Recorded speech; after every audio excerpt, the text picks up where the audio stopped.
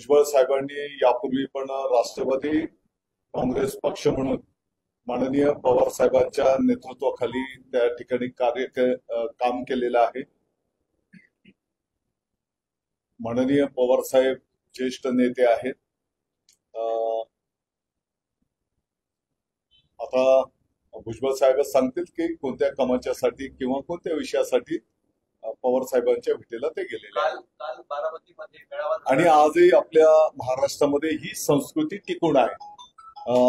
जसा आपण जो काही पर्वाचा विषय आहे की बाबा आज आपल्या महाराष्ट्रामध्ये मराठा आरक्षणाचा विषय असेल, ओबीसी आरक्षणाच्या संदर्भामध्ये जे काही गैरसमज होत आहे आणि अशा विषयांवर संपूर्ण पक्षाच्या लोकांनी ज्येष्ठांनी एकत्रितपणे येऊन जेव्हा असे काही विषय असतात तर चर्चा विनिमय करून त्या ठिकाणी मार्गक्रमण करावं लागतंय. पण काल बारामतीमध्ये जी सभा झाली त्या सभेत भुजबळांनी पवारांवर या ठिकाणी टीका केली. विरोधकांनी मराठा आंदोलन म्हणजे मराठा आरक्षणाच्या संदर्भात जी बैठक बोलवली होती त्याला बारामतीमधून फोन केला म्हणूनच विरोधक आले नाही असा थेट आरोप त्यांनी केला आणि आज ते भेटीला गेले. माननीय मुख्यमंत्री महोदय एकनाथजी शिंदे साहेब दोन्ही उपमुख्यमंत्री महोदयांच्या नेतृत्वाखाली जी काही बैठक मराठा आरक्षण आणि ओबीसी आरक्षण या संदर्भामध्ये मागच्या 8-10 दिवसापूर्वी मुंबईला जी संपन्न झाली ही वस्तुस्थिती आहे की या बैठकीचं निमंत्रण राज्याच्या सर्व पक्षाच्या प्रमुखांना त्या ठिकाणी देण्यात आलेलं होतं. आणि आपल्याला सर्वांना माहिती आहे की त्याच दिवशी जे कोण उपस्थित होते त्यांनी आपले विचार पण त्या ठिकाणी ठेवलेले आहेत आणि विरोधी पक्ष म्हणून महाविकास आघाडीचे नेते पण त्या ठिकाणी अपेक्षित होते, परंतु ते त्या दिवशी आले नाहीत. ही पण वस्तुस्थिती आहे, आपण सगळ्यांनी ते पाहिलेलं आहे. भुजबळ साहेब आता याचसाठी गेले असतील असं आपण नाही, मला काय वाटतं ते महत्वाचं नाहीये.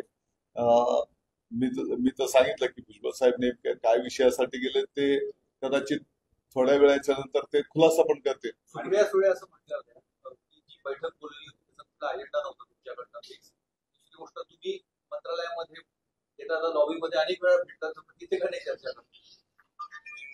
बघा, मंत्रालयामध्ये विधान भवनामध्ये काही मर्यादित लोकांना विधान भवनात आता मर्यादित लोकांना प्रवेश असतो. ही बैठक सह्याद्रीवर आणि ही पहिल्यांदाच नाही, यापूर्वी पण अशी बैठक संपन्न झाली ना. मला वाटतं की मी पण त्या बैठकीला होतो तेव्हा माननीय शरद पवार साहेब पण आलेले होते आणि त्यांनी मार्गदर्शन पण केलेलं होतं. काही जे ज्येष्ठ नेते आहेत त्यांचा सन्मान ठेवून शासकीय सह्याद्री हे जे काही विश्रामगृह आहे तर त्या ठिकाणी ती बैठक बोलवली होती. त्याच्यामध्ये जे काही पक्ष आहे, इतरही काही पक्ष आहेत की जे विधान भवनामध्ये ते सभागृहात येऊ शकत नाही, त्यांचंही मत तेवढंच महत्वाचं आहे आणि म्हणून ती सह्याद्रीला बैठक ठेवली होती. सह्याद्री पण शासकीयच विश्रामगृह आहे. त्यांचं म्हणणं असं होतं की बैठकीला बोलवण्याची येतात आपली चर्चा अशी नाही. येता जाता चर्चेचा तो विषय नाहीये. येता जाता किंवा उभ्या 2 मिनिट बोलून तो प्रश्न सुटत नाही. आपण बघितलं असेल की त्या दिवसाची बैठक पण जवळपास 1-1.5 तासाच्या पेक्षा जास्त वेळ ती बैठक चालली होती. प्रत्येक जण आपलं मनोगत ठेवत असतो, आपले विचार ठेवत असतो. आपण जर बघितलं तर गेल्या काही दिवसांपासून छगन भुजबळ नाराज आहेत. लोकसभेचं तिकीट राज्यसभेला देखील अपेक्षित होती, त्यामुळे कुठेतरी ती वेगळी भूमिका घेतली अशी चर्चा असतानाच ही बैठक आहे असं वाटतंय. भुजबळ कुठेतरी माहितीला मला वाटतं की या प्रश्नांचं उत्तर माननीय भुजबळ साहेबच त्या ठिकाणी देऊ शकतील. व्यक्तिगत पातळीवर माझ्या लेवलला जर विचाराल तर मला असं काही वाटत नाही. दादा, नाशिक मुंबई महामार्गावर खड्ड्यांचा मोठा त्रास जो आहे तो सर्वसामान्यांना सहन करावा लागतोय. या संदर्भात आपल्याकडनं काही अधिकाऱ्यांनी सूचना किंवा काय? ऑलरेडी या संदर्भामध्ये ठाणेचे जिल्हाधिकारी महोदयांनी एक बैठक संपन्न केली.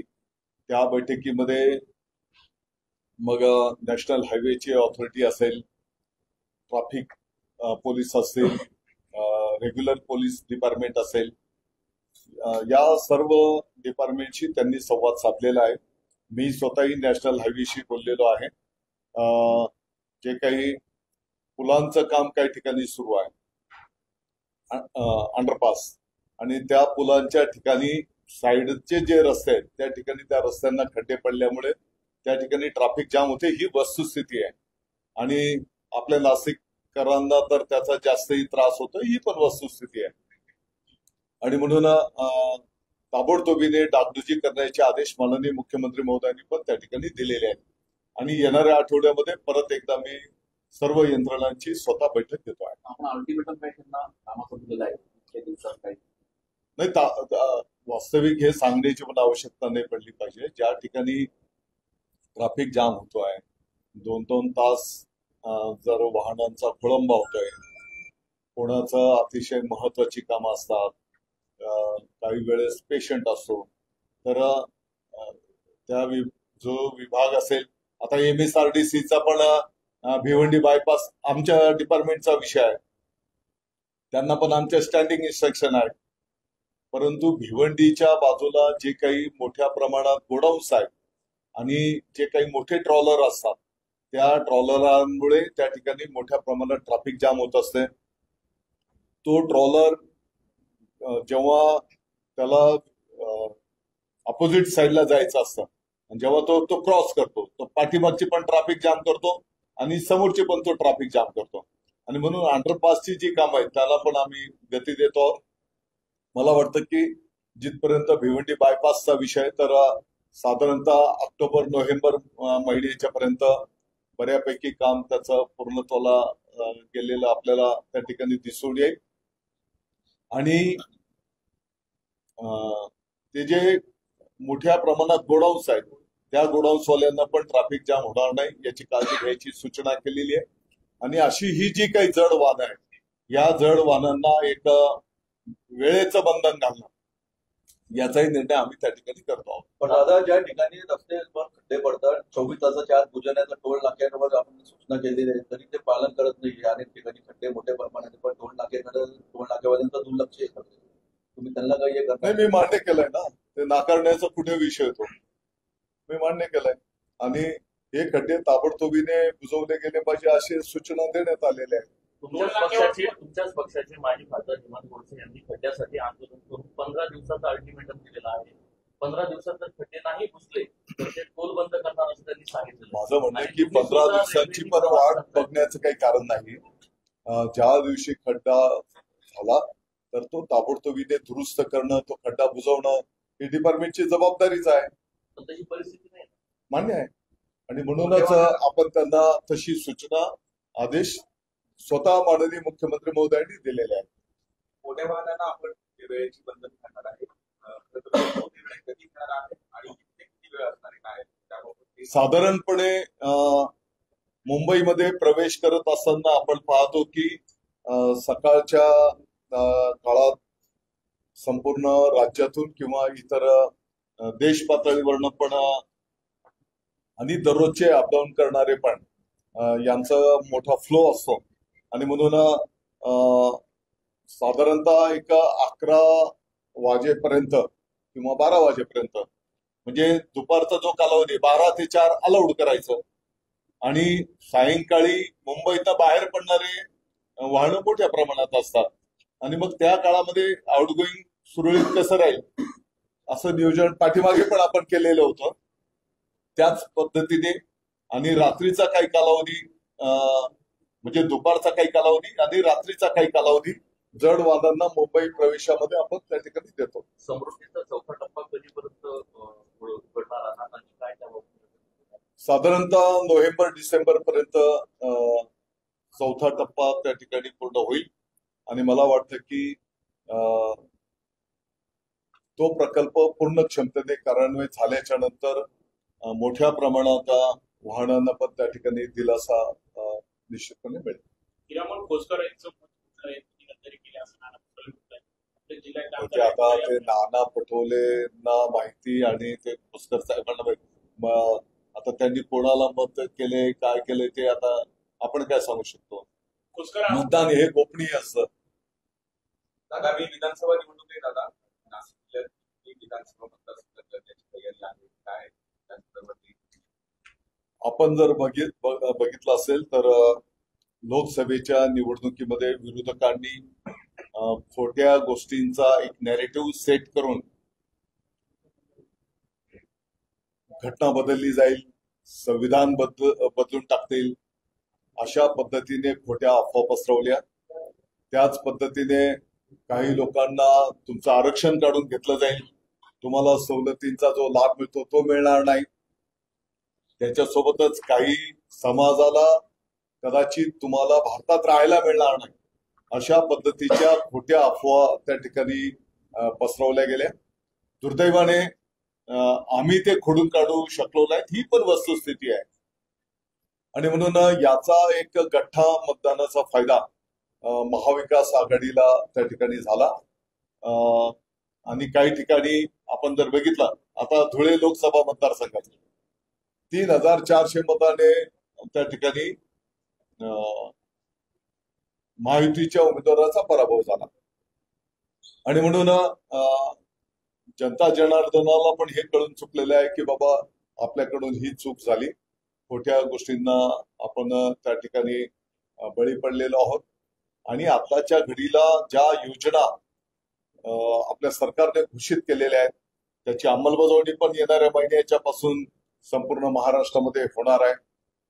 माननीय मुख्यमंत्री माझी लाडकी बहीण योजना असेल, प्रत्येक पात्र कुटुंबाला 3 सिलेंडर मोफत देण्याचा विषय असेल, युवकांना अप्रेंटिसशिप देण्याचा मानधनाचा 10,000 रुपयापर्यंतचा विषय असेल, शेतकऱ्यांना मोफत विजेचा विषय असेल आणि आरोग्याच्याही संदर्भात, शिक्षणाच्या संदर्भामध्ये, पाण्याच्या संदर्भामध्ये अनेक क्षेत्रामध्ये ज्या काही क्रांतिकारी निर्णय आपल्या सरकारने केलेले आहेत त्याचा निश्चितपणे सकारात्मक रिझल्ट त्या ठिकाणी आता आपल्याला दिसून येतो आहे. अधिवेशनाच्या नंतर पण नेहमीप्रमाणे विरोधकांनी काही नेरेटिव्ह खोट्या गोष्टी सेट करण्याचा प्रयत्न चालवलेला आहे, परंतु आता जनता जनार्दन त्याला धारा देत नाही हे पण आपण पाहतो आहोत. जिल्ह्यात किती जागा लढणार आहे आपल्या पक्षाकडून त्या संदर्भात महायुतीच्या माध्यमातून महाराष्ट्रातल्या सर्व जागा लढवल्या जातील.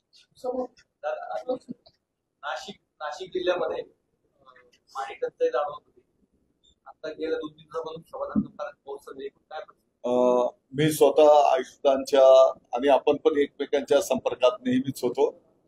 सुदैवाने आपल्या संपूर्ण नाशिककरांना किंवा जिल्ह्याला पण ज्या ज्या ठिकाणी पाण्याची जी साधनं होती, आता जिथे पाण्याच्या अडचणीच होत्या तर तिथे टँकरच्या माध्यमातून ग्रामीण भागामध्ये पाणी देण्यात आलंय. परंतु मोठ्या प्रकल्पांमध्ये सुदैवाने आपल्याला समाधानकारक पाणी त्या ठिकाणी उपलब्ध झालं आणि पाणी कपातीची वेळ त्या ठिकाणी आपल्या कोणावर आली नाही. मालेगावला आम्ही पूर्वी 1 दिवसाआड द्यायचो, नंतरच्या काही कालावधीमध्ये 2 दिवसाआड पाणी दिलंय. लोकांना पाण्याची टंचाई त्या ठिकाणी निर्माण म्हणजे असं काळजीसारखं काही झालं नाही आणि ते पाणी त्या ठिकाणी आपल्याला सर्वांना पुरून आलेलं आहे. मला वाटतं की आज मी त्या संदर्भामध्ये आकडेवारी त्या ठिकाणी घेतो आहे आणि पाणी कपातीची वेळ आपल्या नाशिककरांवर आलेली नाही ही आनंदाची गोष्ट आहे. भविष्यामध्ये काय परिस्थिती आहे सध्याची आकडेवारी पाहता पाणी कपातीची वेळ येणार नाही. पर्यटन स्थळांवरती पर्यटकांची मिळवायचे आहेत, फक्त प्रशासन आदेश काढतो ते कागद पोलीस मर्यादित राहते. नाही, मी स्वतः या संदर्भामध्ये पोलीस प्रशासनाशी पण बोललेलो आहे. मग त्र्यंबकेश्वर असेल, इगतपुरी असेल आणि इतरही जी काही पर्यटन स्थळ आहेत या पर्यटन स्थळांवर लहान मुलं, महिला, ज्येष्ठ मंडळी मोठ्या प्रमाणात असतात आणि म्हणून तिथलं जे काही शांतता अबाधित राहिली पाहिजे. पाठीमागच्या काळामध्ये आपण बघितलं की काही दुर्घटना राज्याच्या इतर ठिकाणी घडून आल्या आणि म्हणून तिथली कायदा व सुव्यवस्था पण सुरळीत राहिली पाहिजे या संदर्भामध्ये मी स्वतः प्रशासनाशी बोललेला आहे. नाशिक महापालिकेची सेटिलिंग बस सेवा कुठेतरी प्रमोशनसाठी घेतली आहे. गेल्या 2.5 वर्षात 6 जणांचा मृत्यू झाला आहे. वेगवेगळे अपघात होत आहेत. साधारणपणे पुढच्या आठवड्यामध्ये महापालिकेचं एक आढावा बैठक आपण संपन्न करतो आहोत. त्याच्यामध्ये जे काही प्रमुख विषय आहेत त्याच्यामध्ये सिटी लिंक हा सुद्धा एक विषय आपण घेणार आहोत. आपण बघितलं असेल की मागच्याही एक दीड वर्षाच्या कालावधीमध्ये जेव्हा काही नाशिकमध्ये प्रमुख कार्यक्रम उपक्रम असतील तर त्याच काळामध्ये मग सिटी बस बंद करण्यात आली, आंदोलन करण्यात आलंय.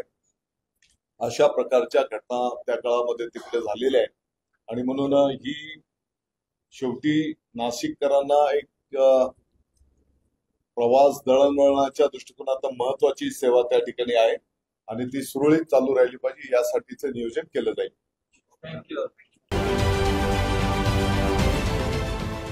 देश विदेशातील प्रत्येक घडामोडींचे लाईव्ह अपडेट मिळवण्यासाठी आता साम टीव्हीच्या सर्व सोशल मीडिया प्लॅटफॉर्मला लाईक, फॉलो आणि सबस्क्राईब करा. तसंच सर्व नोटिफिकेशनसाठी बेल आयकॉन प्रेस करायला विसरू नका.